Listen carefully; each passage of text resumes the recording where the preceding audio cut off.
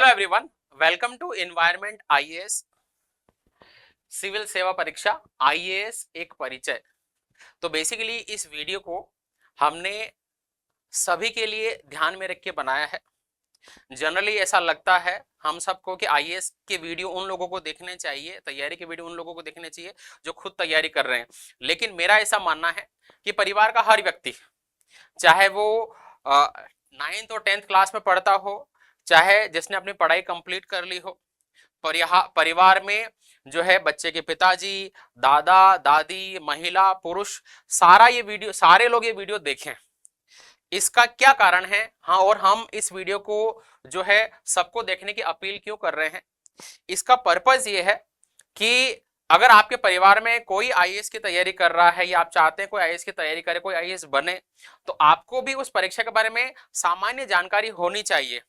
कई बार ये होता है कि बच्चा आईएएस की तैयारी कर रहा है, पिताजी को उस परीक्षा के बारे में बिल्कुल भी जानकारी नहीं है। इससे परेशानी ये होती है कि बच्चे की जो भावनाएं हैं या तैयारी के दौरान बच्चे को जो कठिनाइयां का सामना करना पड़ता है, उनको परिवार के सदस्य महसूस नहीं कर पाते। उससे जो बच्चा है डिप्रेशन में चला जाता है। तो आपको भी देखना चाहिए और आपको भी जानकारी होनी चाहिए। जब परिवार के बड़े लोग छोटे बच्चों को या परिवार के सदस्यों को प्रतियोगी परीक्षाओं की तैयारी के लिए मोटिवेट करते हैं, तो उससे क्या होता है, आपका उत्साहवर्धन भी होता है परिवार के सभी सदस्यों का। इसलिए आप सब लोग इस वीडियो को देखें और अंत तक देखें। बहुत आसान भाषा में इस परीक्षा के बारे में संपूर्ण जानकारी आपको दी है। दूसरा, आईएएस की परीक्षा को लेकर कई मिसकंसेप्शन और गलत धारणाएं हैं। जैसा हमने जब छोटे थे हमने सुना था कि आईएएस की परीक्षा की तैयारी के लिए तो 18 से 20 घंटे रोज पढ़ना पड़ता है। आईएएस की जो है नौकरी राजाओं जैसी होती है, वो तो राजा महाराजाओं के जैसे ठाट बाट होते हैं उनके। तो बहुत सारी गलत धारणाएं हैं, उन सबको भी इस वीडियो में हम दूर करेंगे। और मेरा ऐसा मानना है कि इस वीडियो को देखने के बाद निश्चित रूप से आप सबको आईएएस के बारे में एक मोटी मोटी जानकारी हो जाएगी और डेफिनेटली जो तैयारी करना चाहते हैं उनको इस एग्जाम के बारे में ज्यादा क्लैरिटी हो जाएगी। तो चलिए स्टार्ट करते हैं। सिविल सेवा परीक्षा एक सामान्य परिचय। तेरे गिरने से तेरी हार नहीं, तू इंसान है अवतार नहीं। गिर उठ चल दौड़ फिर भाग, क्योंकि जीवन संक्षिप्त है, इसका कोई सार नहीं है। तो बेसिकली ये जो कविता है, ये जो लाइन्स है, ये आपको मोटिवेट करने के लिए है। हमेशा जीवन में बड़ा लक्ष्य रखें और उस लक्ष्य को प्राप्त करने के लिए आप गिरें उठे चलें दौड़ें और लगातार प्रयास करें। तो इसी भावना को ध्यान में रखते हुए चलिए आईएएस के बारे में थोड़ी सी एक जानकारी लेते हैं। भारतीय प्रशासनिक सेवा सिविल सर्विसेज एग्जामिनेशन। एक सामान्य जानकारी, तो जैसे आपके स्कूल में परीक्षा होती है या कॉलेज में परीक्षा होती है, वैसे ही आईएएस जो है नौकरी देने की एक परीक्षा है। राजस्थान बोर्ड के पेपर होते हैं तो कौन लेता है? आरबीएसई, है ना। सेंट्रल जो है बोर्ड के एग्जाम होते हैं तो सीबीएसई लेती है। वैसे ही आईएएस एक प्रतियोगी परीक्षा है और उस एग्जाम को एक संस्था लेती है जिसका नाम है यूपीएससी या संघ लोक सेवा आयोग। तो आप ये मान लो ये एक संस्था है जो इस परीक्षा को आयोजित करती है। इस परीक्षा में जो लोग पास हो जाते हैं वो कहाँ पे नौकरी करते हैं?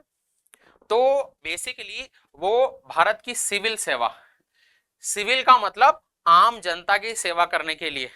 तो कलेक्टर अगर आप बनोगे तो क्या करोगे? आम जनता की सेवा करोगे। तो सिविल सेवा के पद पर कार्य करेंगे अगर इस एग्जाम में पास हो जाते हैं। शुरुआत 1922 में 1922 से ये एग्जाम जो है चला आ रहा है और इस परीक्षा के 3 चरण है। बोर्ड के एग्जाम जब हम देते हैं तो एक बार पेपर लिखना रहता है, कॉपी चेक कर ली और आपको नंबर दे दिए। ये 3 राउंड में होती है परीक्षा। पहला राउंड प्रारंभिक परीक्षा, दूसरा राउंड मुख्य परीक्षा और फिर इंटरव्यू। तो 3 चरण में परीक्षा होती है, प्रीलिम्स, मेंस एंड इंटरव्यू। तो प्रारंभिक परीक्षा, मुख्य परीक्षा और फिर व्यक्तित्व परीक्षण या इंटरव्यू होता है। इन तीनों में जब आप पास हो जाते हो तो आप आईएएस बन सकते हो। प्रयासों की संख्या, तो बेसिकली आईएएस परीक्षा में अगर आप जनरल कैटेगरी से हैं तो आपको 6 अटेम्प्ट आप दे सकते हो, यानी पहली बार दिया फेल हो गए, दूसरी बार दे सकते हो, ऐसे 6 बार दे सकते हो। 6 से ज्यादा बार आप नहीं दे सकते जनरल कैटेगरी में। ओबीसी में आप परीक्षा 9 बार दे सकते हो, और आप रिजर्व कैटेगरी जैसे मान लिया शेड्यूल कास्ट और शेड्यूल ट्राइब में हो, एससी और एसटी, तो उनके अटेम्प्ट की संख्या नहीं है, कितने भी बार दे सकते हो, लेकिन इसमें एज लिमिट है। जनरल कैटेगरी के लिए एज लिमिट जो है वो 32 साल तक दे सकते हो, 32 ईयर्स तक, ठीक है। वैसे ही ओबीसी के लिए 3 साल और जोड़ दो, तो इस तरीके से एज लिमिट है। तो जनरल में आप 32 साल की उम्र तक 6 अटेम्प्ट दे सकते हो आईएएस परीक्षा के लिए। तो ये एक सामान्य जानकारी है जैसे सभी प्रतियोगी परीक्षा में होती है। नाउ समाज के सभी व्यक्तियों को इसके बारे में बेसिक जानकारी होनी चाहिए। मैं अभी जयपुर में रहता हूँ, यहाँ पे नौकरी करता हूँ, यहाँ के आसपास के लोगों को और आसपास के गांवों के लोगों को भी जब मैं देखता हूं तो सबको ये सारी चीजें पता है। अब परिवार में जो लोग कम पढ़े लिखे हैं या आपके दादा दादी है, भले आप लोग कम पढ़े लिखे हो, लेकिन आपको इतना पता होना चाहिए कि आईएएस की परीक्षा क्या होती है, इसके कितने राउंड होते हैं, ये सामान्य जानकारी जो आपको पता होनी चाहिए। इतना अवेयरनेस सब जने रखें, जो कम पढ़े लिखे हैं या ज्यादा पढ़े लिखे हैं, प्लीज इतना थोड़ा सा ध्यान रखें इस परीक्षा के लिए। लगभग जो है 10 लाख के करीब बच्चे इस एग्जाम के लिए अप्लाई करते हैं। 10 लाख लोग जो है फॉर्म भरते हैं, अब तो बढ़ने लग गए हैं। 2022 में 13 लाख लोगों ने इस परीक्षा के लिए फॉर्म भरा था, तो लाखों की संख्या में लोग फॉर्म भरते हैं। लगभग 13 लाख के करीब लोग फॉर्म भरते हैं, और वैकेंसी होती है ऑलमोस्ट 1000 के बराबर वैकेंसी होती है। तो 13 लाख में से 1000 लोग सेलेक्ट होंगे। अगर मैं तीनों राउंड की बात करूं, फर्स्ट राउंड है प्री, फिर है मेंस और फिर इंटरव्यू। तो प्रारंभिक परीक्षा में इस 13 लाख में से जैसे मान लिया 1000 वैकेंसी निकली है ना, तो इसके 15 गुना, तो 1000 इंटू 15 कितने हुए, 15,000 के आसपास बच्चे पास होते हैं। लगभग 15,000 के आसपास बच्चे जो है प्रारंभिक परीक्षा में पास होते हैं, बाकी सब लोग फेल हो जाते हैं। तो मान लिया 10 लाख ने फॉर्म भरा या 13 लाख ने भरा, तो 12.5 लाख बच्चे जो है पहले राउंड में फेल, 12.5 लाख नहीं बोलेंगे, 12 लाख और 85,000 बच्चे पहले राउंड में फेल, 15,000 पास होते हैं। उसके बाद में मेंस मुख्य परीक्षा में 3 गुना, यानी कि लगभग 2.5 से 3 गुना, यानी लगभग 3,000 बच्चे पास होते हैं इन 15,000 में से। फाइनली जितनी वैकेंसी है, तो इंटरव्यू के बाद में जितनी वैकेंसी है तो 1000 बच्चे पास होते हैं। अगर आप परसेंटेज निकालोगे, मान लिया 10 लाख लोग दे रहे हैं, ठीक है, तो 10 लाख में से 15,000, यानी प्री में 1.5% बच्चे पास होते हैं, बस 1% से भी कम बच्चे प्री में पास होते हैं। फिर आप जो है मेंस का और इंटरव्यू का निकालोगे तो पॉइंटों में आएगा, तो बहुत कम बच्चे फाइनली पास होते हैं। ये इस एग्जाम की रियलिटी है, ठीक है। इसका मतलब ये नहीं है कि इस परीक्षा में सिलेक्शन होना असंभव काम है, ये संभव है। जो मेहनती बच्चे हैं, अच्छे बच्चे हैं, उनका जरूर सिलेक्शन होता है। तो एक बेसिक जानकारी है। तो कुल मिला के इसको आप समराइज कर सकते हो, आईएएस की परीक्षा जो है सिविल सेवाओं में भर्ती की परीक्षा है। इसको यूपीएससी एग्जाम कंडक्ट कराती है। परीक्षा 3 राउंड में होती है, प्रारंभिक, मुख्य परीक्षा और इंटरव्यू। इसमें लगभग 10 लाख से ज्यादा बच्चे जो है भाग लेते हैं। फाइनली जो है 1000 बच्चे इसमें सेलेक्ट होते हैं। ये पूरा सारांश है अभी तक जो हमने पढ़ा। अब इसकी इतनी जानकारी आप सब लोग रखें और वीडियो को एंड तक देखें। ऐसा नहीं हो कि यार मजा नहीं आ रहा है, ये नहीं, जानकारी के लिए देखें, क्योंकि इतना आपको पता होना चाहिए। अब इस परीक्षा को लेकर बहुत सारी गलत धारणाएं हैं, तो सबसे पहले उसको समझेंगे। क्योंकि हम सबके दिमाग में, जब मैं भी इस परीक्षा के बारे में ज्यादा जानता नहीं था, तो मैं भी कुछ और ही सोचता था, और जब मैं तैयारी में आया तो मुझे रियलिटी पता चली। तो पहले तो गलत धारणा ये है, आईएएस की परीक्षा देके सिर्फ कलेक्टर ही बनते हैं। मुझे पहले ये लगता था कि आईएएस की परीक्षा में पास हुआ तो 1000 लोग पास हुए तो 1000 कलेक्टर बनेंगे। ठीक है, तो ये बिल्कुल गलत बात है। आईएएस की परीक्षा खाली कलेक्टर के लिए नहीं होती है। आईएएस की परीक्षा जो है अलग अलग सेवाओं के लिए होती है। ठीक है, उसको आप यहां पर देख सकते हो। तो बेसिकली आईएएस की परीक्षा में पास होने के बाद आपको 3 तरह की नौकरियां मिल सकती है। पहली, all India services. All India service का मतलब आपकी नौकरी लगने के बाद आपको संपूर्ण भारत में कहीं भी सेवा दे सकते हो। तो ऑल इंडिया सर्विस में 3 नौकरियां आती है। एक आती है भारतीय प्रशासनिक सेवा आईएएस, जिसको हम कलेक्टर बोलते हैं। दूसरा होता है भारतीय पुलिस सेवा, जिनको एसपी साहब जो कहते हैं ना, तो कलेक्टर साहब और एसपी साहब दोनों। ठीक है, उसके बाद में भारतीय विदेश सेवा, तो विदेशों में भारत की एम्बेसी होती है, वहां पर जो अधिकारी काम करते हैं वो भारतीय विदेश सेवा के अधिकारी होते हैं। तो आईएएस की एक परीक्षा में कई सारी नौकरियां होती है। आपको जैसे रैंक आई, जैसे मान लिया किसी को टॉप रैंक मिली, फर्स्ट रैंक आई, तो उसको उसके पास इन सारी सेवाओं में से किसी एक नौकरी को चयन करने का अधिकार है। अब आपकी रैंक नीचे आई, मान लिया आपकी 1000वीं रैंक आई, तो आपको बहुत नीचे वाली सेवा मिलेगी। तो आईएएस की परीक्षा में पास होने का मतलब ये नहीं कलेक्टर बन गए। आईएएस की परीक्षा में पास होने का मतलब है कि इस परीक्षा में जो 30-40 नौकरियां हैं उनमें से कोई एक नौकरी आपको मिलेगी आपकी रैंक के हिसाब से। ठीक है, तो पहली सेवाएं हैं ऑल इंडिया सर्विसेज, फिर है समूह ए की सेवाएं, और फिर समूह बी की सेवाएं। तो 3 टाइप की नौकरियां हैं। शुरू वाले जो टॉप क्लास नौकरियां हैं वो है कलेक्टर साहब वाली नौकरी, एसपी साहब वाली नौकरी, और विदेश में काम करने वाली भारतीय विदेश सेवा। तो ये तो हो गई सबसे बढ़िया नौकरियां जो अच्छी रैंक वालों को मिलेगी। आपकी रैंक 10वीं आ गई, 20वीं आ गई, 100वीं रैंक आई, जब मान लिया आपकी रैंक नीचे है, 300 रैंक है, 400 रैंक है, तो आपको मिलेगी समूह ए की सेवाएं। ठीक है, जो जिन नौकरियों को थोड़ा कम अच्छा माना जाता है। अगर आपकी रैंक बहुत नीचे है, 900 रैंक है या 1000 रैंक है, तो समूह बी की सेवाएं आपको मिलेगी, वहां पे आपको नौकरी मिलेगी। तो कुल मिला के आईएएस की परीक्षा बहुत सारी नौकरियों के लिए होती है, और जैसे जैसे आपकी रैंक होती है उसके हिसाब से आपको सर्विस मिलती है। आरएस में भी सेम है। मेरा आरएस 2013 में जब सिलेक्शन हुआ था, तब कई लोगों ने ऐसा मुझे कहा या मुझे ऐसा पता चला कि मैं एसडीएम बन गया हूं।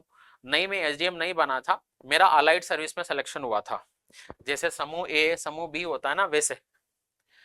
तो आरएस में पास होने का मतलब ये नहीं कि सारे आरएस जो है एसडीएम बन जाते हैं। वैसे आईएएस में पास होने का मतलब ये नहीं कि सारे आईएएस में पास होने वाले कलेक्टर बनते हैं। अलग अलग सेवाएं होती है। देखो मैं इन सेवाओं को दिखाता हूं आपको। ये समूह ए की सेवाएं खूब सारी, भारतीय पीएनटी लेखा, भारतीय लेखा परीक्षा, राजस्व सेवा है, रक्षा सेवा, राजस्व सेवा आईटी, ठीक है, आयुध निर्माण, डाक सेवा, और रेलवे में बहुत सारी जो सेवाएं हैं उन सब की भर्ती आईएएस की परीक्षा के थ्रू होती है। आपको रैंक के हिसाब से अलॉटमेंट होता है। ठीक है, तो ये समूह ए की सेवाएं हैं। और भी बहुत सारी समूह बी या ग्रुप बी की सेवाएं, सशस्त्र बल मुख्यालय, दिल्ली अंडमान निकोबार, लक्षद्वीप, दमन दीव और दादरा और नागर हवेली सिविल सेवा, जिसको दैनिक्स बोलते हैं। तो ग्रुप ए बी, ग्रुप जो है all India services, group A और ग्रुप बी, इस तरीके की सेवाएं होती है। तो गलत धारणा कभी भी आप ये मत बोलना कि किसी के आईएएस में 500 रैंक आ गई तो वो कलेक्टर बन गए। नहीं, रैंक के हिसाब से कोई सेवा मिलेगी। ठीक है, टॉप रैंक वालों को जरूर जो है कलेक्टर वाली पोस्ट मिल सकती है। तो ये गलत धारणा को आप थोड़ा सा क्लियर करना। थोड़ा सा और आगे बढ़ते हैं। इंग्लिश में भी इन सर्विसेज के नाम जो है मैंने दिए हैं, तो आप यहाँ पर देख सकते हैं। दूसरे नंबर की धारणा, जब मैं छोटा था तीसरी चौथी क्लास में, तो मुझे ऐसा लगता था कि कलेक्टर साहब की तनख्वाह तो लाखों करोड़ों में होती होगी। बहुत तनख्वाह होती होगी कलेक्टर साहब की। गाड़ी में आते हैं, 3-4 लोग साथ साथ में घूम रहे हैं, तो क्या मस्त जिंदगी हो और कितनी तनख्वाह होती होगी। तो कई लोगों को लगता है आईएएस की सैलरी बहुत ज्यादा होती है। ठीक है, 5-6 लाख रुपए तो तनख्वाह मिलती ही होगी, ऐसा सबके दिमाग में चलता रहता है। तो मैं आपको रियलिटी बताता हूँ। आईएएस ऑफिसर्स सैलरी, ठीक है, तो जब आपको शुरू में आईएएस ऑफिसर की नौकरी लगती है तो सबसे पहले आपकी ट्रेनिंग होती है। लवासना करके जो है मसूरी में एक जगह है, ट्रेनिंग सेंटर का नाम है लवासना, लाल बहादुर शास्त्री ट्रेनिंग इंस्टीट्यूट है वहां पर मसूरी में, बहुत बढ़िया है, मेरा देखा हुआ है, ठीक है, तो बहुत सुंदर है। तो वहां ट्रेनिंग होती है, जब नौकरी लगती है आपकी ट्रेनिंग होती है तो आपको तनख्वाह मिलती है 33,000 से 35,000 रुपए। तो शुरू में अगर आप कोई कलेक्टर साहब बन भी जाएंगे ना, तो इतने में महीने का गुजारा करना है, 35,000 रुपए में। तो कोई शुरू में नौकरी लगते ही लाखों रुपए तनख्वाह नहीं होती, ठीक है, ये सारी सरकारी नौकरियों के लिए ऐसा एप्लीकेबल है। तो जो कलेक्टर साहब भी आपसे उधार पैसे मांगेंगे, जरूरत पड़ सकती है, 35,000 रुपए तनख्वाह है तो गुजारा कैसे करोगे, सूट बूट में रहना, गाड़ी और सब रखना, तो तनख्वाह कम है ट्रेनिंग के दौरान। जब ट्रेनिंग कंप्लीट हो जाती है तो आपको आईएएस को सैलरी मिलती है 56,100 रुपए बेसिक।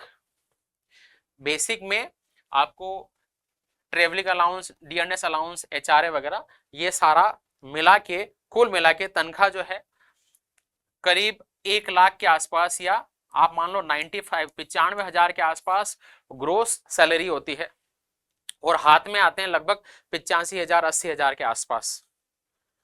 तो ट्रेनिंग कंप्लीट होने के बाद आपको आईएएस को 85-90,000 के आसपास तनख्वाह मिलती है। तो कोई बहुत ज्यादा तनख्वाह नहीं है, ठीक है। कई सारे लोग जो वीडियो देख रहे हैं उनकी सैलरी ज्यादा होती होगी इससे, ठीक है। धीरे धीरे टाइम के साथ सैलरी बढ़ती रहती है, लास्ट में मैक्सिमम सैलरी जो है 2.5 लाख रुपए हो जाती है। तो जो बहुत बड़े कैबिनेट सेक्रेटरी वगैरह है ना, उनकी तनख्वाह भी इतनी ही है, कोई करोड़ों के पैकेज नहीं है, ठीक है। तो ये गलत धारणा दिमाग में नहीं रखनी है कि आईएएस अधिकारी, कलेक्टर साहब की बहुत ज्यादा तनख्वाह होती होगी, नहीं, इतनी तनख्वाह नहीं होती है, सरकारी नौकरियों में इतनी तनख्वाह नहीं है। प्राइवेट नौकरियों वालों के पैकेज होते हैं 5 करोड़ 10 करोड़, वैसे आईएएस की सैलरी इस तरीके से होती है। तो वो भी हम लोगों के जैसे ही, ठीक है, कभी पैसे कम पड़ जाते तो उधार भी लेते हैं, और सारी चीजें होती है, लोन वगैरह वो सब लेते हैं बैंकों वगैरह से। तो दूसरी गलत धारणा दिमाग में निकालनी है कि आईएएस की सैलरी तो बहुत ज्यादा होती है वगैरह, नहीं, ऐसा नहीं है, ठीक है। चलो, तीसरा सबसे बड़ा जो मिसकंसेप्शन है, गलत धारणा लोगों के दिमाग में ये है कि कलेक्टर की जिंदगी तो राजा जैसी होती है।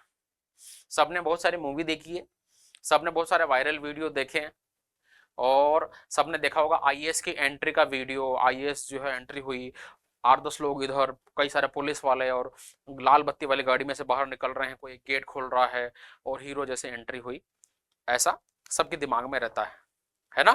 तो आईएएस अधिकारी की जिंदगी तो राजा जैसी होती होगी, हम सबको ऐसा लगता है, ऐसा बंगला मिलता होगा, ठीक है, ये लाल बत्ती वाली गाड़ी मिलती होगी, आप एंट्री करोगे तो ऐसे इतने सारे जो है बंदूक वाले जो है कमांडोज वगैरह आपके आसपास, और ये है ना। तो ये आधी अधूरी सच्चाई है, सही चीजें मैं बताता हूं आपको। जब आप आईएएस बनते हो तो आपको क्वार्टर मिलता है सरकारी, लेकिन सरकारी क्वार्टर ऐसा भी हो सकता है और ऐसे भी होते हैं क्वार्टर, तो ऐसा कोई जरूरी नहीं है। जहां पे पोस्टिंग हुई है वहां पे क्वार्टरों की हालत क्या है, एक तो ये, ठीक है। तो कोई जो है दिमाग में ये इमेज नहीं पालनी है कि मैं आईएएस बन गया तो मुझे एक बहुत बड़ा सरकारी बंगला मिलेगा जिसमें ये सारी अनाप शनाप फैसिलिटी होगी, ऐसा नहीं है, ठीक है। तो कुल मिला के एक सरकारी क्वार्टर मिलता है, वो किस कंडीशन में है ये उस शहर के ऊपर डिपेंड करता है, कई शहरों में अच्छे भी होते हैं, कई में ठीक ठाक होते हैं। तो पहला तो सरकारी जो बंगलो होता है वो ऐसा और ऐसा दोनों ही हो सकते हैं। दूसरा, हम सब पिक्चरें देखने के शौकीन है, सिंघम मूवी, सिंघम मूवी को देख के बहुत सारे लोग वीडियो देख के ऐसा लगता है मैं आईपीएस बनना है मुझे, क्योंकि सिंघम जो है बाहर निकलता है गाड़ी से और पीछे गाने चल रहे हैं और डांस कर रहे हैं लोग, और वैसा कई सारे पुलिस वालों ने घेर के रखा हुआ है ना। तो मूवी में देखने में तो बढ़िया लगता है ये, असली जिंदगी में ऐसा कुछ नहीं होता। तो ये सिंघम और सूर्यवंशी और ये अलग अलग दबंग मूवी है ना, तो इनको देख के हमें लगता है कि आईपीएस आईएएस बनना चाहिए, तो रियलिटी में ऐसा कुछ भी नहीं है, ठीक है।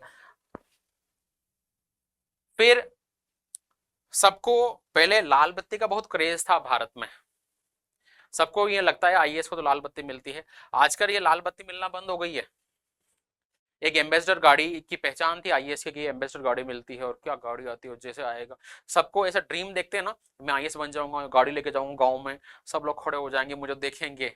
तो ऐसी एक तो आजकल ये गाड़ियां बंद हो गई है, दूसरा लाल बत्ती नहीं मिलती, तो लाल बत्ती भारत सरकार ने बंद करा दी है। तो कहने का मतलब ये है कि आईएएस की आप तैयारी करो ना, तो दिमाग में ये मत रखो कि मुझे बहुत ज्यादा तनख्वाह मिलेगी इसलिए मुझे आईएएस बनना है।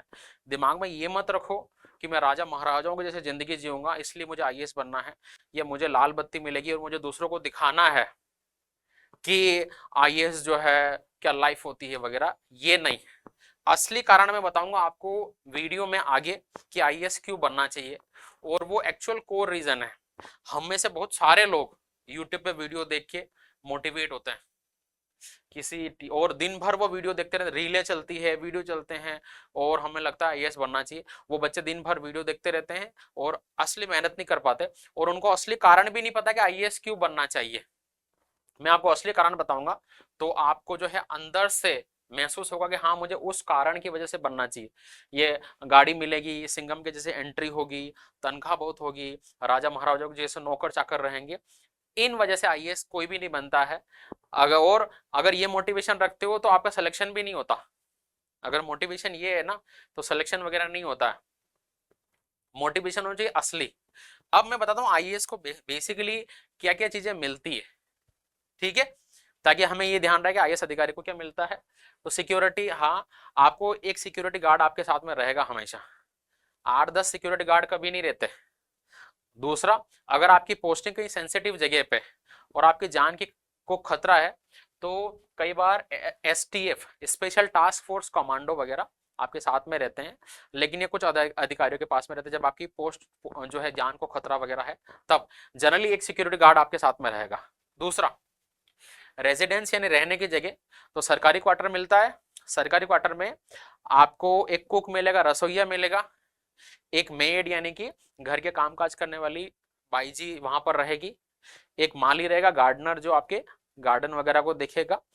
तो ये बेसिक चीजें आपको मिलेगी, यानी सरकारी बंगला, एक खाना बनाने वाला, एक घर में काम करने वाली बाई जी, ठीक है, एक माली वगैरह, ये सारे रहेंगे, और एक सिक्योरिटी गार्ड रहेगा। ये बेसिक फैसिलिटी है जो आईएएस को मिलती है। ट्रांसपोर्टेशन, तो आपको एक सरकारी गाड़ी मिलेगी, ठीक है, बिना लाल बत्ती वाली, उसमें आप आओ जाओ सरकारी काम के लिए। आपका जो लाइट का जो बिल है वो कम आता है, पानी का बिल कम आता है क्योंकि उस पर सब्सिडी मिलती है।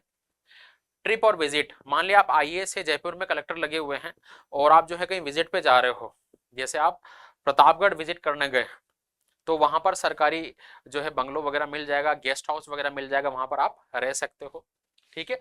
आपको 2 से 4 साल की स्टडी की लीव भी मिलती है। ये वो फैसिलिटी जो आईएएस को एक्चुअल में मिलती है, ठीक है। तो जो वीडियो वगैरह देखे उनमें ज्यादा विश्वास नहीं करना है, सोशल मीडिया पे बहुत सारे वीडियो गलत भी होते हैं। तो ये सेवाएं, ये आपको फैसिलिटीज वगैरह मिलती है।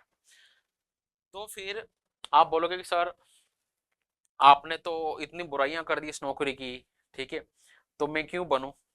तो अगर आपका मोटिवेशन ये है तो आप सच में मत बनो, ठीक है।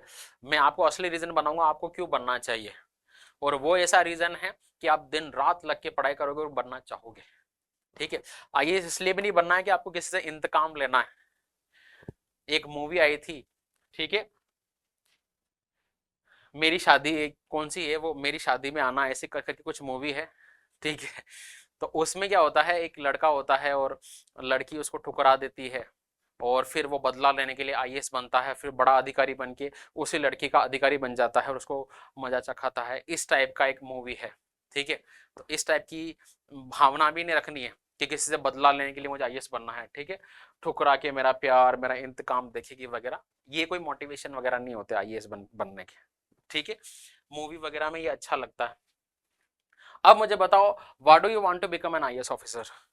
अगर मान लिया इतनी ज्यादा तनख्वाह भी, लाखों की सैलरी भी नहीं है और इतनी फैसिलिटी भी नहीं है, लाल बत्ती भी नहीं मिलती, फिर बने क्यों? अब असली रीजन पर आते हैं।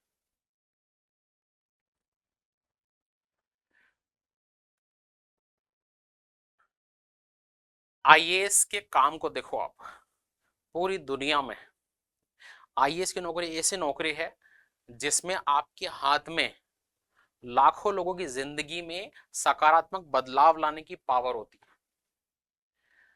आपको आपने कभी इंटरव्यू में पढ़े हो तो कोई एक आईआईटी से पास आउट इंजीनियर है जिसकी विदेश में कोई नौकरी लगी, उसका 5 करोड़ का पैकेज था, वो नौकरी छोड़ के 3 साल आईएएस की तैयारी की और आईएएस बना, और अब वो उस नौकरी को एंजॉय कर रहा है।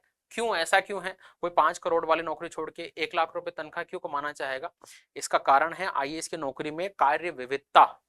इतने अलग अलग टाइम के काम आपको करने को मिलते हैं और आपके काम में इतनी शक्ति होती है कि आप ये काम करना चाहते हो। तो पहला जो इंपॉर्टेंट काम है वो है नीति निर्माण और कार्यान्वयन का। मैं इसको इजी लैंग्वेज में समझाता हूं आपको। देखो, देश में जितनी भी नीतियां बनती है ना, उसको बनाता कौन है? अल्टीमेटली सिविल सेवक, आईएएस अधिकारी या इनके सबऑर्डिनेट ये नीतियां बनाते हैं। भालिया भारत, जैसे मान लिया एक नई शिक्षा नीति आई, तो उसको बनाएगा कौन? आईएएस अधिकारी बनाएंगे, पूरे देश में वो लागू होगी। मैं इसको इजी वे में समझाता हूँ। कई सारे वीडियो जो देख रहे हैं उनमें से कोई खेती बाड़ी करते होंगे, ठीक है?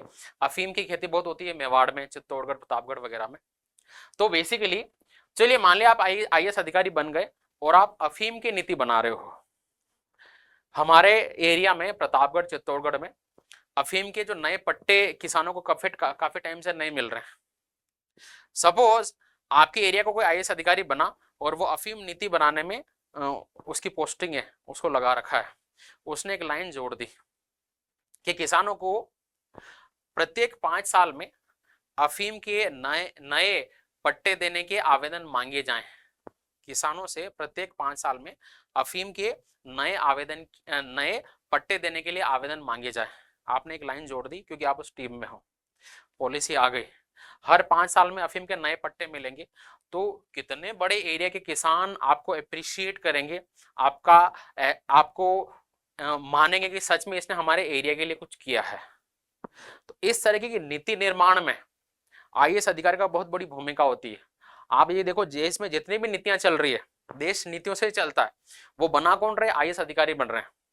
तो सच्चा मोटिवेशन वो लाखों की तनख्वाह नहीं है, सच्चा मोटिवेशन वो लाल बत्ती नहीं है। सच्चा मोटिवेशन है ये काम जो आप करोगे, देश की नीतियां बनाओगे, शिक्षा की नीति बनाओगे, आप स्वास्थ्य की नीति बनाओगे, कृषकों के लिए। चलो, किसानों को अपनी उपज की सही कीमत नहीं मिलती।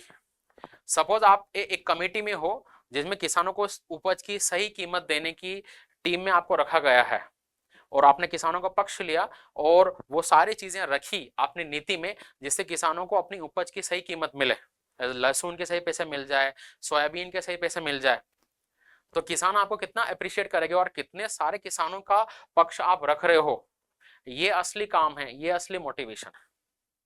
ठीक है, तो नीति निर्माण, नीतियों को लागू करना, ये सारा एक काम है आईएएस का।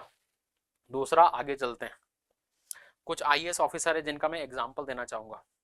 आपने टीएन शेषन का नाम सुना होगा। अभी लोकसभा चुनाव है, हम वोट डालने जाते हैं तो हमारे हाथ पे एक शाही लगाते हैं। वो शाही लगाने की शुरुआत टीएन शेषन ने की थी, जब ये भारतीय चुनाव आयोग में, पहले ये आईएएस ऑफिसर थे और चुनाव आयोग में बाद में चले गए। इसका मतलब क्या है? इन्होंने एक डिसीजन लिया, हम सबके हाथों पे शाही इसलिए लगती है कि इन्होंने ये निर्णय लिया था या इन्होंने ये चालू किया था। तो है कि नहीं, एक आदमी ने, एक आईएएस अधिकारी ने कोई डिसीजन लिया जो इतने सालों से हम सबके हाथों पे शाही लगती है। इसका मतलब कितनी पावरफुल पोस्ट होती होगी, कितने लोगों की जिंदगी इन्होंने बदली। दूसरा एग्जाम्पल बताता हूं मैं आपको। एक मणिपुर के आईएएस ऑफिसर है जिनका नाम है आर्मस्ट्रांग पामे। मणिपुर बहुत पहाड़ी एरिया है और इनके गांव में जाने की सड़क नहीं थी, तो पहाड़ों को खोद के 100 किलोमीटर लंबी सड़क इन्होंने बनवाई और अपने गांव को या अपने एरिया को कनेक्ट किया सड़क से। क्योंकि आईएएस अधिकारी थे तो इनके पास पावर भी है। तो इस तरीके के निर्णय, इस तरीके का योगदान समाज में आईएएस अधिकारियों का होता है, इसलिए आईएएस बनते हैं। आप किसी भी टॉपर का इंटरव्यू पढ़ना, कोई भी टॉपर आपको ये नहीं बोलेगा कि मुझे गाड़ी मिलेगी या तनख्वाह ज्यादा मिलेगी, बंगला मिलेगा, इसलिए आईएएस बनना है। वो आईएएस इसलिए बनना चाहते हैं क्योंकि ऐसा काम करने को मिलता है। ये पावर या ये जो डाइवर्सिटी है वो आईएएस की नौकरी में आपको मिलेगी। दूसरा काम क्या होता है? प्रशासनिक कार्यकारी शक्तियां, एडमिनिस्ट्रेटिव एंड एग्जीक्यूटिव पावर। तो जब आईएएस अधिकारी किसी जिला के कलेक्टर आप बनोगे तो आपके पास लोगों की पोस्टिंग करने की पावर रहेगी, लोगों की ट्रांसफर करने की पावर रहेगी, ठीक है। आदेश जारी कर सकते हो, स्थानांतरित कर सकते हो, सरकारी कार्यक्रम योजनाओं के कार्यान्वयन की देखरेख। तो सारी सरकारी योजनाएं जो देश में चल रही है उन सबको लागू करना अपने जिले में, उसका फीडबैक लेना और उस जिले के सभी लोगों की जिंदगी को प्रभावित करने की शक्ति है। तो इससे ज्यादा पावर और क्या होगी। तो इसलिए आईएएस बनना है। इसके अलावा जिला प्रशासन, कानून व्यवस्था और राजस्व प्रशासन। तो आप कई सारे फोटो देखते हो जिसमें कलेक्टर के आसपास बहुत सारे पुलिस वाले रहते हैं ना, वो इसलिए है कि जिले की कानून और व्यवस्था की जिम्मेदारी किसकी है, कलेक्टर साहब की। तो एसपी साहब कलेक्टर साहब के अंडर में काम करते हैं। एसपी साहब पुलिस प्रशासन जिले का कलेक्टर साहब के अंडर में है, तो सारी पुलिस आपके अंडर में रहेगी अगर आप आईएएस बन जाओगे जिले की। तो कानून और व्यवस्था, ठीक है। राजस्व प्रशासन, इसका मतलब यह है कि पूरे जिले का जितना भी राजस्व आ रहा है ना, वो उसको इकट्ठा करने की जिम्मेदारी किसकी है, कलेक्टर साहब की। तो आपको देखो काम कैसे कैसे अलग अलग काम है, ठीक है, काम में विविधता है। वित्तीय प्रबंधन, पूरे जिले में जितना भी फंड आ रहा है ना, पैसा आ रहा है, उसका प्रबंधन आपको करना है, ठीक है। तो काम में आप देखो, नीति निर्माण करोगे, आप नीति को लागू करोगे, योजनाओं को बनाओगे, योजनाओं को लागू करोगे। इसके अलावा जिले में सारा का सारा राजस्व प्रशासन, जिले की कानून व्यवस्था आप देखोगे, जिले का वित्तीय प्रबंधन आप करोगे। तो कितने अलग अलग वैरायटी के काम है। अब आप एक सोचो कि कोई एक इंजीनियर है जो जिसने आईटी के फील्ड में इंजीनियरिंग कर रखी है और वो आईटी का काम कर रहा है, तो भले उसका पैकेज 5 करोड़ रुपए का है, लेकिन वो उसका दायरा लिमिटेड है, वो खाली आईटी का काम करता है। आप एज ए कलेक्टर जो है बहुत सारे अलग अलग नीति बना रहे हो, नीति को लागू कर रहे हो, योजनाएं बना रहे हो, योजनाओं को लागू कर रहे हो, बजट आपके हाथ में है, जिले का प्रशासन आपके हाथ में है, कानून व्यवस्था आपके हाथ में है। इसके अलावा विकास की परियोजनाएं आपके हाथ में है। इसके अलावा आपके पास न्यायिक शक्तियां हैं, जैसे जज के पास पावर होती है ना, वैसे कलेक्टर के पास पावर होती है राजस्व मामलों में। अगर मान लिया दो भाइयों के जमीनों के झगड़े चल रहे हैं तो निर्णय कहाँ होगा, कलेक्टर साहब निर्णय करेंगे। किसी ने सरकारी जमीन पर अतिक्रमण कर रखा है, उसको रोकेंगे कौन, कलेक्टर साहब। तो न्यायिक शक्तियां आपके पास, जुडिशियल पावर है, भूमि विवाद, कानून और व्यवस्था के मुद्दों पर।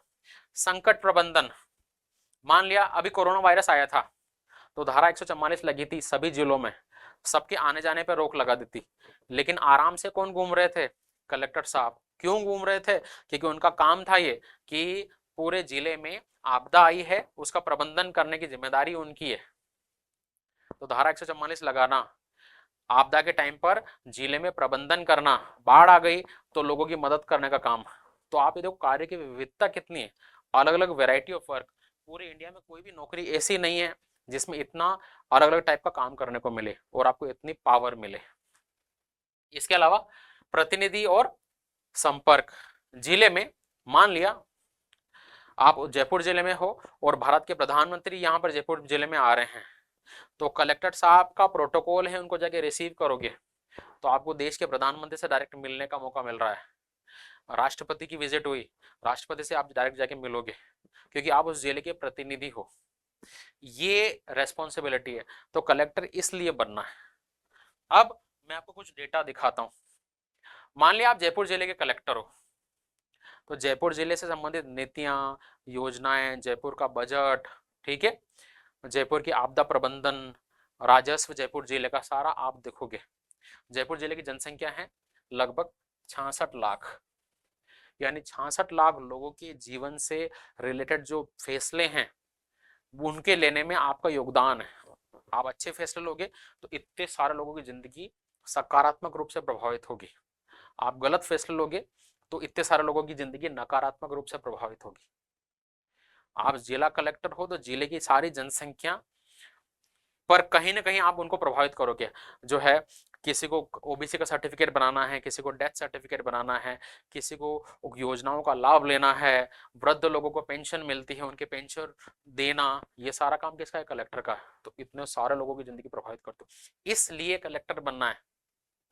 न कि तनख्वाह जो है लाखों रुपए में तनख्वाह मिलेगी और गाड़ी मिलेंगे और सिंघम के जैसी एंट्री होगी, ये सब कोई कारण नहीं है, कारण ये है, ठीक है। आप ये देखो, एक प्रतियोगी परीक्षा हो रही है जिससे आपको एक नौकरी मिल रही है, और उस नौकरी में आप इतने सारे, आपको पावर मिल रही है, इतने सारे लोगों की जिंदगी को प्रभावित कर सकते हो। तो इससे बढ़िया मौका और क्या मिलेगा। और ये सब क्या करना है आपको, इस नौकरी को पाने के लिए आप किताबें पढ़नी है, बस क्या करना है, किताबें पढ़नी है अल्टीमेटली। तो किताब पढ़ के ये नौकरी मिल रही तो क्यों नहीं नौकरी लेना चाहोगे।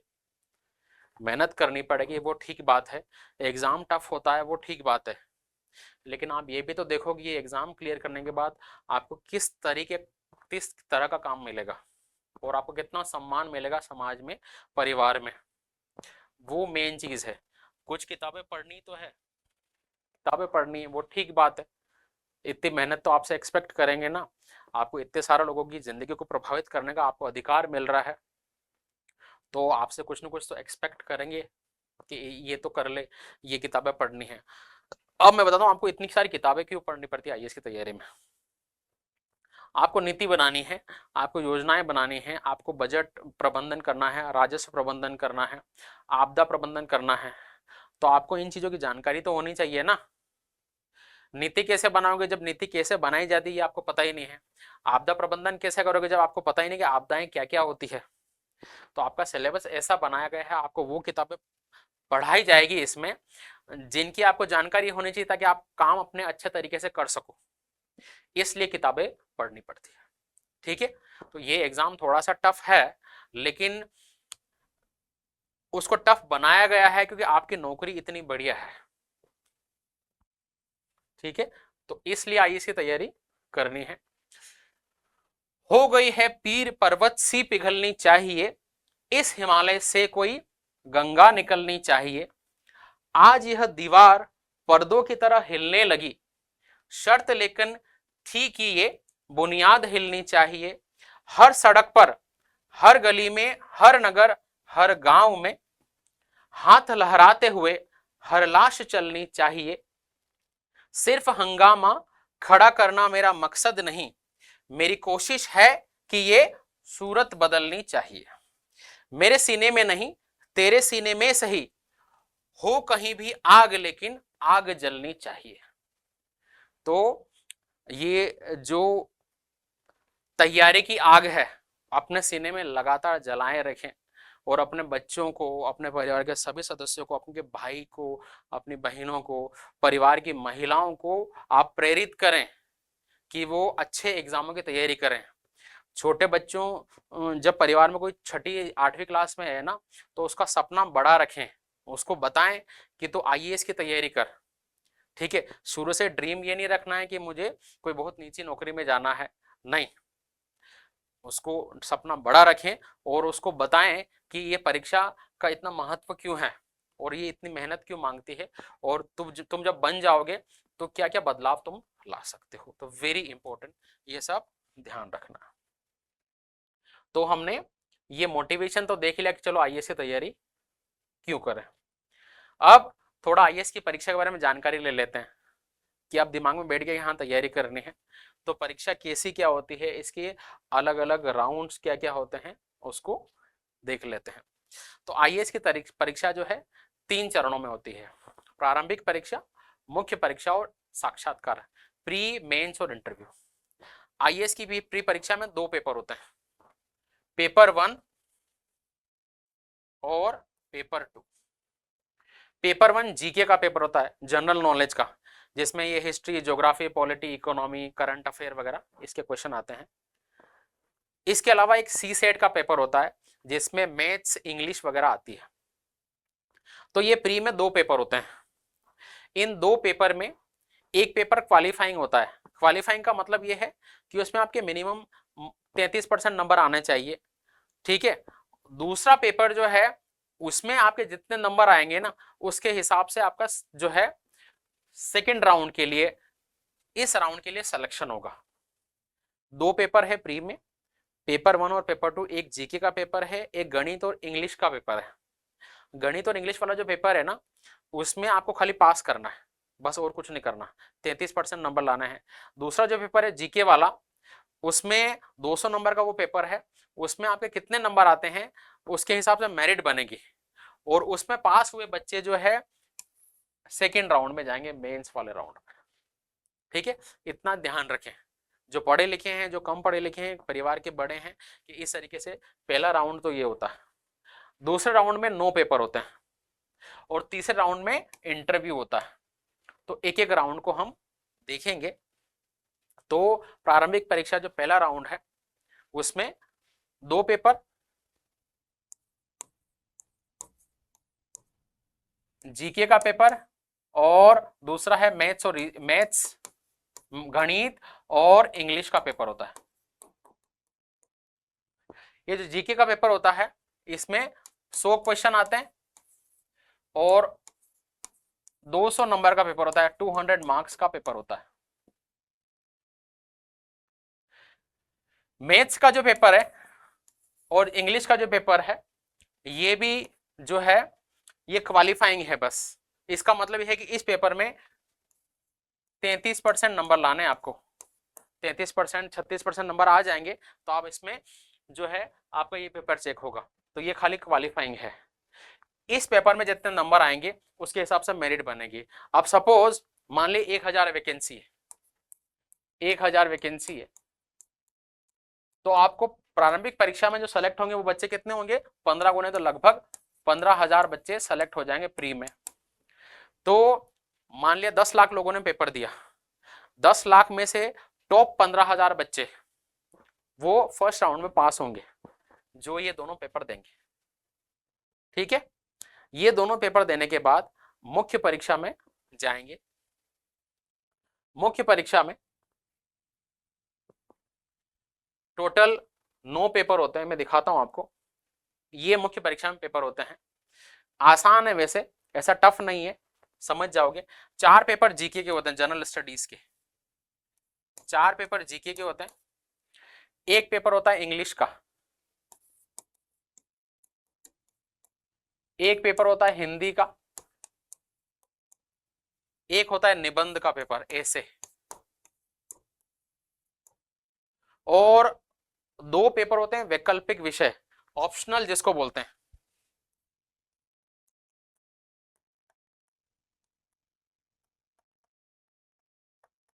पेपर 1 और 2। तो आप टोटल पेपर काउंट करो, 1 2 3 और 4 7, और 2 पेपर ये है पेपर 1 और पेपर 2। तो टोटल 9 पेपर होते हैं किसमें, मुख्य परीक्षा में। प्री की परीक्षा जो होती है ना, पहला राउंड, वो होते हैं अब सद, जो एमसीक्यू जिसको बोलते हैं ना, अब सद वाले क्वेश्चन वैसे आते हैं। इसमें क्या होता है, आपको वस्तुनिष्ठ क्वेश्चन आते हैं। इसमें आपको लिखना रहेगा कॉपी में, जैसे अपन बोर्ड की परीक्षा में लिखते हैं ना, वैसे लिखना रहेगा इन 9 पेपर में। इन 9 पेपर में ये हिंदी और इंग्लिश का जो पेपर है वो खाली पास करना है, यानी कि इनके नंबर नहीं जोड़ेंगे। जब मेरिट बनेगी ना तो हिंदी इंग्लिश में खाली पास ही करना है, नंबर नहीं जोड़ेंगे। बाकी सारे पेपर ये जो है निबंध, जीएस यानी जीके के 4 पेपर और वैकल्पिक विषय के नंबर जोड़ेंगे। तो अगर मैं टोटल नंबर निकालूं हिंदी और इंग्लिश को हटा के, तो 1750 नंबर का 1750 नंबर का मुख्य परीक्षा होती है। तो जो फाइनल मेरिट बनती है ना, उसमें मुख्य परीक्षा और इंटरव्यू के नंबर जुड़ते हैं और उसके हिसाब से आपकी रैंक बनती है। प्री क्या है, प्री खाली पास करना रहेगा, प्री का जो है नंबर फाइनल मेरिट में नहीं जोड़ेगा, मुख्य परीक्षा और इंटरव्यू के नंबर जोड़ेंगे। तो मुख्य परीक्षा में 9 पेपर, हिंदी और इंग्लिश के पेपर खाली पास करने हैं।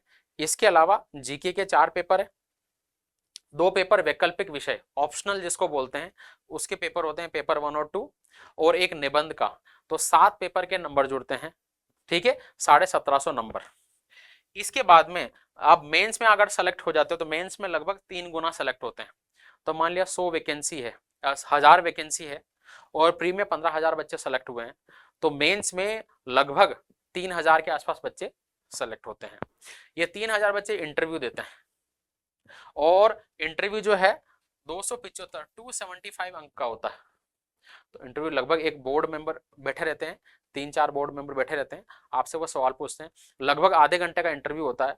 कोई बहुत टफ इंटरव्यू नहीं होता। कई लोगों के दिमाग में गलत धारणा है कि आईएएस का इंटरव्यू तो बहुत टफ होता है और वो कैसे पास करेंगे वगैरह, ऐसा कुछ नहीं है। ठीक है, आप जब तैयारी करते हो, आपकी तैयारी इतनी मेच्योर हो जाती है कि आप आसानी से उन सवालों का जवाब दे सकते हो, तो इंटरव्यू बहुत ज्यादा टफ वगैरह नहीं होता। ठीक है, तो इंटरव्यू 275 अंक का होता है। तो आपकी मुख्य परीक्षा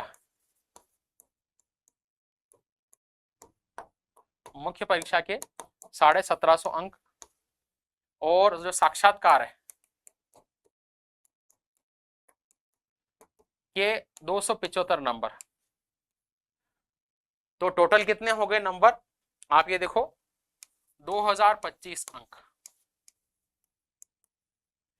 इन 2025 अंक में से आपके कितने नंबर आ रहे हैं उसके हिसाब से आपकी रैंक बनेगी। ठीक है, जिसके देश में सबसे ज्यादा नंबर आएंगे 2025 में से उसकी फर्स्ट रैंक, जिसके दूसरा सबसे ज्यादा नंबर आ रहे हैं उसकी सेकंड रैंक, ऐसे रैंक बन जाएगी। इस तरीके से परीक्षा होती है।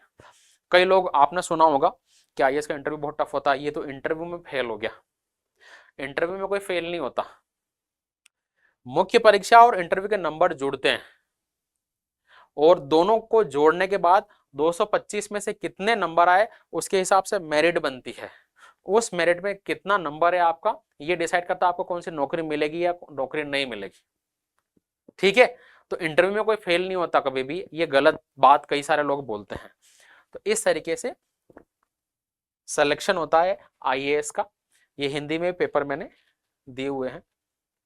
तो व्यक्तित्व परीक्षण के 275 नंबर, मुख्य परीक्षा के 1750, 2025 में से जितने नंबर आएंगे उतनी मेरिट बनती है।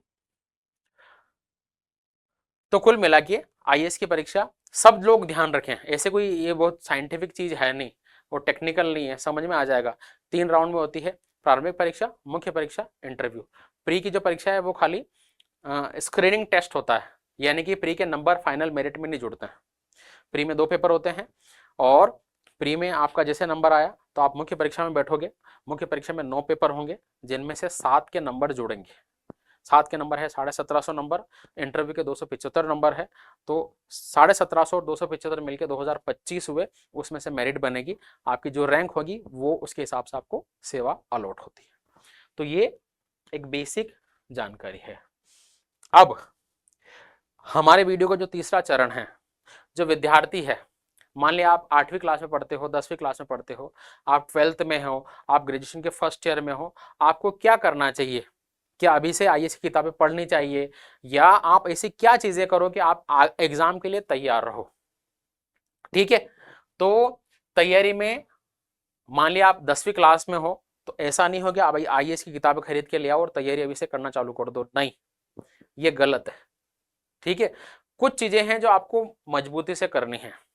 पिछले कुछ सालों से आप आईएएस के टॉपर को देखोगे ना, तो आईएएस के टॉपर वो रहे हैं जिन्होंने अपनी स्कूल की या कॉलेज की पढ़ाई के दौरान कुछ ऐसी चीजें की है कि उनको फायदा मिला है। ठीक है, तो वो कौन कौन सी चीजें करनी है? तैयारी में जल्दबाजी नहीं करें। आप ऐसा नहीं हो कि 10वीं क्लास में हो और आईएएस की किताबें खरीद के ले और पढ़ना चालू कर दो, नहीं, ये नहीं करना है। इतना दिमाग पर लोड नहीं लेना है। लेकिन आपको आधार को मजबूत करना है, अपने फाउंडेशन को स्ट्रॉन्ग करना। ये फाउंडेशन क्या है? आपकी जो भी किताबें हैं उसको गंभीरता से पढ़ना है। मान लिया आप 11वीं क्लास में हो या 10वीं क्लास में या 8वीं क्लास में हो, आपकी जो भी किताब है वो आईएएस के सिलेबस में है। मान लिया आप 6ठी क्लास में हो, 6ठी क्लास की हिस्ट्री की किताब पढ़ रहे हो और आपकी 6ठी क्लास की हिस्ट्री किताब आईएएस के सिलेबस में, तो अपनी किताब को ध्यान से पढ़ना है। आप 9वीं क्लास में हो, 9वीं क्लास की साइंस की किताब आईएएस के सिलेबस में, आप ये देखो ये सारी किताबें, भूगोल आप आईएएस के सिलेबस में होता है, इतिहास, विज्ञान, अर्थव्यवस्था, राजव्यवस्था। तो आईएएस की तैयारी जो शुरू करते हैं ना बच्चे, तो पहला काम ये करते हैं कि वो एनसीईआरटी की किताबें पढ़ते हैं। तो वो किताबें आप स्कूल में वैसे ही पढ़ रहे हो, तो उन किताबों को अच्छे से पढ़ो, 3-4 5, क्योंकि अल्टीमेट जब तैयारी शुरू करोगे तो आपको ये किताबें पढ़नी रहेगी। अब जिन बच्चों का फाउंडेशन स्ट्रॉन्ग होता है ना, उनका सिलेक्शन होता है। ठीक है, तो ये ध्यान करना है कि आप जो स्कूल वाली किताबें वो अच्छे से पढ़ो। इतिहास की 6ठी से 12वीं क्लास की किताबें अगर आप ढंग से नहीं पढ़ोगे स्कूल के टाइम पे, तैयारी के दौरान आपको पढ़नी पड़ेगी। ठीक है, भूगोल की, इतिहास की 6ठी से 12वीं, विज्ञान की 6ठी से लेकर 10वीं तक की, 11वीं 12वीं की, अर्थव्यवस्था की 9वीं से लेकर 12वीं तक की, राज्य व्यवस्था की 11वीं 12वीं। तो कुल मिला के स्कूल वाली किताबों को ढंग से पढ़ो और थोड़ा मनन करो, सोचो। तो पहला चीज तो ये है। आप ये देखना कि जो बच्चे मेरिट में आते हैं ना, उनके सिलेक्शन के चांस बढ़ जाते हैं आईएएस में। ऐसा इसलिए होता है क्योंकि आपने वो किताबें ढंग से पढ़ी हुई है। आईएएस की तैयारी में पहला स्टेप यही होता है कि आपको एनसीईआरटी पढ़नी रहती है। तो जो स्कूलों में अच्छे थे उनका फाउंडेशन मजबूत है, तो उनको तैयारी में आसानी होती है। तो स्कूल की किताबें ढंग से पढ़नी है, पहला काम। 11वीं क्लास में मान लिया आपको सब्जेक्ट चूज करना है, तो आर्ट्स का चूज करें या साइंस का चूज करें, जो भी आप चूज करें, ठीक है। साइंस वाले बच्चे अगर हैं तो आप कोशिश करें अच्छे आईआईटी में जाएं या अच्छे इंजीनियरिंग कॉलेज में जाएं, क्योंकि वहां पे आपको अच्छा माहौल मिलेगा। अगर आप आर्ट्स वाले फील्ड में जाना चाहते हैं तो आप कोशिश करें कि आप 11th-12th करने के बाद अच्छे कॉलेज जैसे दिल्ली विश्वविद्यालय, ठीक है, या मौलाना अब्दुल कलाम, या फिर जो बड़े बड़े यूनिवर्सिटी, बनारस हिंदू विश्वविद्यालय, इनमें एडमिशन के फॉर्म भरें और इन कॉलेज में जाएं 11th-12th के बाद में। तब आपको बहुत सपोर्ट मिलेगा, क्योंकि वहां पर क्या होता है, वो बच्चे होते हैं जो तैयारी कर रहे होते हैं। ठीक है, तो आप साइंस या आर्ट्स दोनों में से कोई सा भी ले सकते हैं। अगर आप आर्ट्स लेते हैं तो आपको आईएएस तैयारी में फायदा होता है, लेकिन साइंस लेना भी कोई बुरा नहीं है। आप आईएएस के टॉप 10 रैंकर में देखोगे तो कम से कम 5 या 6 बच्चे वो मिलेंगे जो साइंस बैकग्राउंड के हैं, जिन्होंने बीटेक कर रखा है, जो आईआईटी से पास आउट है। ठीक है, इसका रीजन ये है क्योंकि आप जब आईआईटी वगैरह की तैयारी करते हो तो आप वैसे 8, 10, 12 घंटे रोज ही पढ़ते हो, तो आपकी पढ़ने की आदत पड़ जाती है। तो आप कोई सा भी ले सकते हो, कला और विज्ञान में से किसी एक का चुनाव कर सकते हो। लेखन शैली सुधारें, राइटिंग स्किल्स को इंप्रूव करें। आप 10वीं क्लास में हो, आपने ये देखा कि मुख्य परीक्षा में 9 पेपर होते हैं, तो आपको लिखना ही रहेगा वहां पर। मुख्य परीक्षा में 9 पेपर लिखना ही रहेगा, तो अच्छा कौन लिखेगा? जिसकी राइटिंग स्किल्स होती है।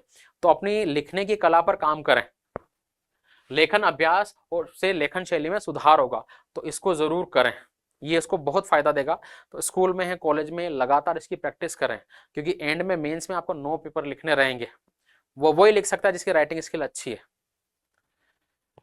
सहपाठ्य गतिविधियों में भाग लें, यानी कि को करिकुलर एक्टिविटी, स्पोर्ट्स में पार्टिसिपेट करें, कंपटीशन में पार्टिसिपेट करें, इवेंट्स में पार्टिसिपेट करें। इसका फायदा क्या है? देखो, आपके मेंस में जो पेपर होते हैं ना, उनके सिलेबस में कई सारी ऐसी चीजें हैं जो को करिकुलर एक्टिविटी से प्रेरित है।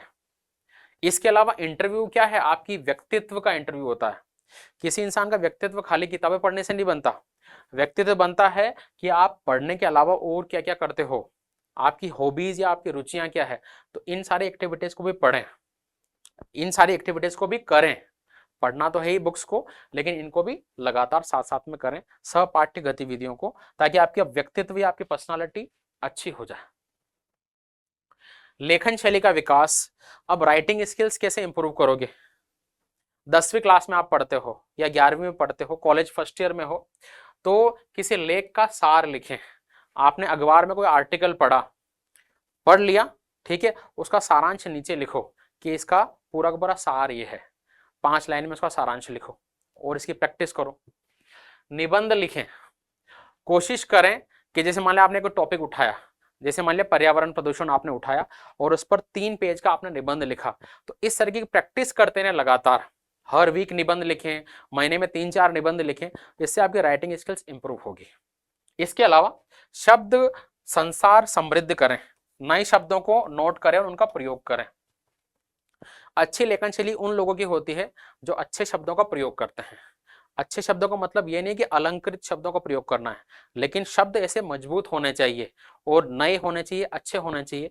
तो लगातार नए शब्दों को नोट करें अपनी डायरी में और उनको याद करें और उनका प्रयोग करें जब भी आप लिखें, तो आपकी लेखन शैली निश्चित रूप से सुधर जाएगी। इसके अलावा प्रभावशाली कथन नोट करें, कविता, सूक्ति, कथन। मान लिया आपको 5 पेज का निबंध लिखना है। अच्छा निबंध वो होगा जिसमें आप कहीं किसी बड़े अच्छे कवि की कविता लिख रहे हो या कोई अच्छा दोहा लिख रहे हो। संस्कृत का कोई श्लोक लिख रहे हो तो ऐसी कविताएं, दोहे, श्लोक सब आपको याद होने चाहिए ताकि कि निबंध में या आपके लेखन में काम में आए। तो एक्चुअली आईएएस में जो बच्चे सेलेक्ट होते हैं ना, वो ऐसे होते हैं जिनकी स्कूलिंग ऐसी है, जिनमें उन्होंने राइटिंग स्किल पे बहुत काम कर रखा है, जिनके पास नए शब्दों का संग्रह है, जिनको ये कविताएं, ये श्लोक सब कुछ याद है। तो स्कूल के दौरान आपको ये सारी चीजें करनी है, अलग से कुछ नहीं करना है, बट इन चीजों का ध्यान रखें। कॉलेज के दौरान ये सारी चीजें करें ताकि आपकी जो नींव है ना वो मजबूत हो। अच्छा मकान तब बनता है जब मकान की नींव मजबूत होती है। तो इन सारी चीजों पर फोकस करें। अखबार और पत्रिकाएं पढ़ें। अगर आपकी अखबार पढ़ने की आदत नहीं है तो अखबार पढ़ने की आदत डालें, क्योंकि आईएएस की तैयारी के लिए आपको अखबार पढ़ना पड़ेगा। प्री में जो पेपर आता है, फर्स्ट वाला पेपर जीके वाला, उसमें करंट अफेयर आता है। मेंस में 4 पेपर आते हैं करंट अफेयर के, तो आपको अखबार तो पढ़ना ही पड़ेगा। तो कुछ अच्छे अखबार है, अगर आपका इंग्लिश मीडियम है तो द हिंदू और इंडियन एक्सप्रेस, ये अखबार पढ़ने की कोशिश करें। अगर आपका हिंदी मीडियम है तो दैनिक जागरण, हिंदुस्तान, ठीक है, ये पेपर पढ़ें। पेपर में भी क्या पढ़ना है, पेपर में चटपटी खबरें नहीं पढ़नी है, उनको अवॉइड करना है। पेपर में पढ़ना है जो एडिटोरियल होता है ना, पेपर में एडिटोरियल होता है, जो अच्छे किसी आर्टिकल की जो है उस पर एडिटोरियल लिखा जाता है, उसको पढ़ना है। कोई साइंस का कोई लेख आया है उसको पढ़ना है। किसी नेता ने किसी दूसरे नेता को कुछ बोला और नेता आपस में लड़ रहे हैं, इस तरह की न्यूज़ नहीं पढ़नी है। हमें पढ़ना है कि कोई कॉन्सेप्ट दे रखा है, वो अखबार में समझा रखा है, साइंस का कोई अच्छा आर्टिकल आया है, ठीक है, स्पेस टेक्नोलॉजी में कुछ नया हुआ है, डिफेंस में कुछ नया हुआ है, एडिटोरियल वगैरह, ये सारा पढ़ें। अखबार पढ़ने की आदत डालें। राजनीतिक, आर्थिक, सामाजिक, खेल और अंतर्राष्ट्रीय समाचार अखबार में पढ़ने हैं, ठीक है। अखबार कैसे पढ़ा जाए उस पर मैं अलग वीडियो बना दूंगा। कोई मासिक पत्रिका जो है अगर आप पढ़ना चाहते हैं करंट अफेयर वाली तो उसको फॉलो कर लें। बहुत सारी मासिक पत्रिकाएं आजकल ऑनलाइन फ्री में अवेलेबल है, तो आप उनको फॉलो कर सकते हैं। इसके अलावा रुचियां विकसित करें, आपकी हॉबी। जब मुझे ध्यान है, जब मेरी ग्रेजुएशन हो गई थी, मेरा आरएएस का इंटरव्यू आया था, तब तक मुझे पता ही नहीं था कि मेरी हॉबी है क्या एक्चुअली। फिर मुझे बहुत सोचना पड़ा, फिर मैंने अपनी हॉबी कुकिंग लिखी, है ना। तो थोड़ा सा विचार करें कि यार मुझे कौन सी चीज अच्छी लगती है, और वो आपकी हॉबी होगी, और उसको डेवलप करें, उस पर भी थोड़ा बहुत काम करें। ऐसा इसलिए है कि आईएएस का जो इंटरव्यू होगा ना, उसमें आपकी हॉबी से प्रश्न पूछे जाएंगे। जैसे मान लो कुकिंग किसी की हॉबी है, किसी की स्विमिंग है, तो उसके बारे में बेसिक जानकारी आपको होनी चाहिए, और एक्चुअल में आप वो करते हो। ऐसा नहीं होगा आपने इंटरव्यू में जाके बोल दिया कि मेरी हॉबी किताब पढ़ना है, और खुद ने किताबें कोई पढ़ी नहीं हो, और वो पूछ ले कि ये बुक के बारे में बताओ, तो आपको पता ही नहीं है। ऐसा नहीं, कोई एक हॉबी जो आपको अच्छी लगती है वो रखें और उसको डेवलप करें, और वो काम सच में करें, ठीक है। तो रुचियां विकसित करें, रुचि का चयन करें, रुचि पर टाइम गुजारें, रुचियों का विकास करें। तो स्कूल के या कॉलेज के जो स्टूडेंट्स हैं वो ये सारी चीजें कर सकते हैं। टॉपर्स के इंटरव्यू वगैरह, आजकल तो सोशल मीडिया बहुत यूज करते हो, तो आईएएस टॉपर के इंटरव्यू देखें, ठीक है। कुछ टॉपर के इंटरव्यू देखें तो आपकी आइडिया हो जाएगा कि यार इस तरीके से होता है ये। लेकिन दिन रात सोशल मीडिया पे भी नहीं रहें। ऐसा नहीं होगी कि सर ने बोल दिया टॉपर का इंटरव्यू देखना तो दिन रात जो है टॉपर के इंटरव्यू देखे जा रहे हैं, नहीं। 2-5 इंटरव्यू देख लो और फिर अपनी चीजों पर काम करो। कॉलेज के जो स्टूडेंट है उनको भी सारी चीजें फॉलो करनी चाहिए। कुल मिला के अगर आप स्कूल और कॉलेज में हैं तो आपको कुछ चीजें करनी है। स्कूल में हैं या कॉलेज में हैं तो बेसिक एनसीईआरटी की किताबें, कौन कौन सी, हिस्ट्री, ज्योग्राफी, पॉलिटी, इकोनॉमी, 6ठी से लेकर 12वीं तक की किताबें पढ़ें और इनको बार बार पढ़ें, पहला काम। दूसरा, अपनी लेखन शैली को सुधारें, राइटिंग स्किल को सुधारें। इसके लिए जो है आप नियमित रूप से राइटिंग कर सकते हैं। अखबार जब पढ़ते हैं, कोई बुक्स पढ़ते हैं, वहां कोई नए शब्द मिलते हैं, उनको अपने डायरी में लिखें और उनको याद करें। निबंध का कोई आर्टिकल पढ़ रहे हैं उसका सारांश लिखें, निबंध लिखने की प्रैक्टिस करें। तो ये राइटिंग स्किल्स का हो गया। तीसरा, आप अपनी हॉबी को डेवलप करें और उस पर काम करें और सच में उसके बारे में सोचें और उसको जिएं। चौथा, अखबार पढ़ने की आदत डालो। अच्छे अखबार द हिंदू, इंडियन एक्सप्रेस वगैरह पढ़ो, या हिंदी के जो अच्छे पेपर है दैनिक जागरण, इनको फॉलो करो और इनमें अच्छी चीजें, एडिटोरियल, अच्छे आर्टिकल जो साइंस के हैं, इकोनॉमी के हैं, उनको फॉलो करें ताकि आपको एक अंडरस्टैंडिंग हो जाए। इसके अलावा जो है टॉपर्स के इंटरव्यू देखें, उनसे सीखें। अगर आपका स्कूलिंग और कॉलेज के टाइम पर इन सब चीज़ों पे आपने काम कर लिया, तो जब आईएएस की तैयारी में उतरोगे ना ग्रेजुएशन के फाइनल ईयर में, सेकेंड ईयर में, तब आपके लिए चीज़ें बहुत आसान हो जाएगी।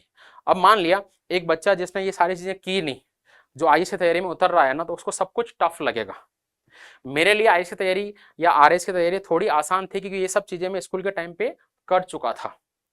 इस तरीके से लगातार तैयारी करें। और भी हमारे वीडियो आएंगे आरएस की तैयारी के ऊपर, या और अदर जो है मोटिवेशनल वीडियो आएंगे, तो चैनल को लाइक करें, सब्सक्राइब करें। I hope you enjoy this session, और सभी को ये वीडियो शेयर करें। Thank you very much.